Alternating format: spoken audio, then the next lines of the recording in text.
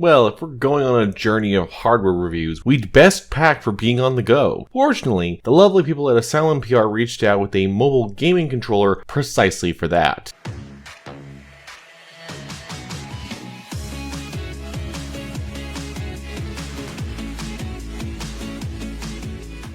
Now, I've always been curious about these things. We've seen everything from Switch-like side panel controllers and weird little integrated things that can fit into like the case, and there have just been some more traditional controllers. And as you can see, the RiotPWR is more in tune with the latter, although it's also very all-inclusive, such as a charging port and headphone jack, in addition to just about every functionality you'd expect from your typical Xbox controller. I have to say, after spending a good few weeks with the Power, I'm rather impressed. There's still a few things worth iterating on, but if you're going back to school or just want to play either higher-end mobile games or have the internet to support xCloud with Game Pass, I'd say it's definitely worth considering. Let's get into the details in 3, 2, 1. Rather than run on batteries, the controller is solely powered by your phone's battery. My current iPhone is getting up there in age, but even then, the battery consumption is minimal, with the intensity of each game being far more demanding. Even then, with something like an iPhone 8, there's some pretty solid options you can toy around with, and the tie-in library app helps filter the App Store to primarily games that support the controller. I say primarily because despite trying several ways to get it to respond, one of their listed titles, LEGO Star Wars The Force Awakens, simply refuses to acknowledge the Power. Fortunately, out of every game I tried, this was the sole dud. But just bear in mind that it's not going to be a universally supported controller. There will be some apps that will surprise you like this. The other hiccup I had was due to leaving my notification slider on silent, which seemingly also muted all games whenever the controller was plugged in. Soon as I caught this and swiped it back on, everything worked fine. I've not had this issue with games before, and other types of audio worked fine, but it's something to bear in mind. The actual audio pass-through is really crisp. Plus, since the controller can use any pair of headphones with a normal headphone jack, like back in the day when iPhones weren't afraid of such a thing, it can actually double as middleware for if you want to listen to music, or just prop it up and have a movie playing while on a car ride without blaring it to everyone. That said, when it comes to gaming, I decided to put it through a gauntlet of each type of game you might be playing if you're the sort of person to spend $70 on a controller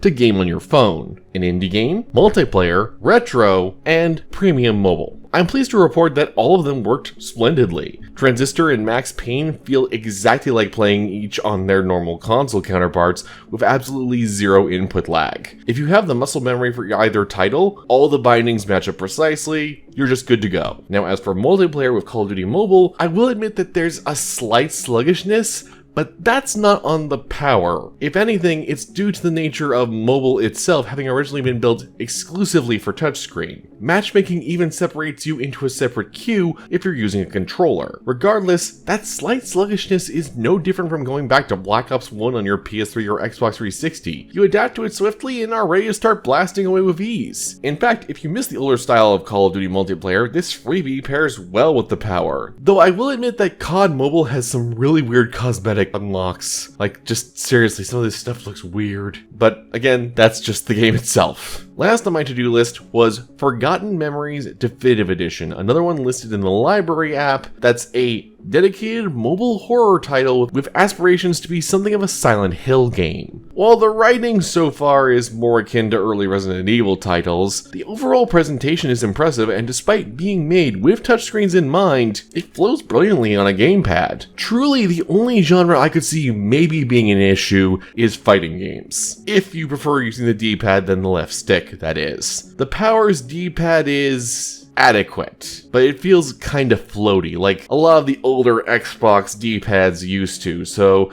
there's a chance if you're used to that, like if you played Street Fighter 4 on your Xbox 360, you may already have the muscle memory to account for it, but it's just the one area that I could see some people having a bit of a headache with. It's much better suited for swapping weapons or navigating a menu in XCOM than dishing out combos. The one other hurdle you might face if you're planning on using this for xCloud is that if you're living rural, boy, you had better have a good data plan, because I was able to play play Dead Space 2 with only a bit of sluggishness when most people weren't using either the Wi-Fi or our internet, but during the day, the interference was tricky. I also tried to play Doom and things did not go great. Again, this is not on the controller itself. It works great. This is more of an issue of xCloud still being in a lengthy beta phase, but I do know that they've bundled like a month of Xbox Game Pass with some of the models, so that's just something to bear in mind. It might be easier to just play natively with games on your actual phone as opposed to streaming unless you're in like a city area or you're someplace that has fiber. If you're living in a more urban environment, it shouldn't be as much of an issue, but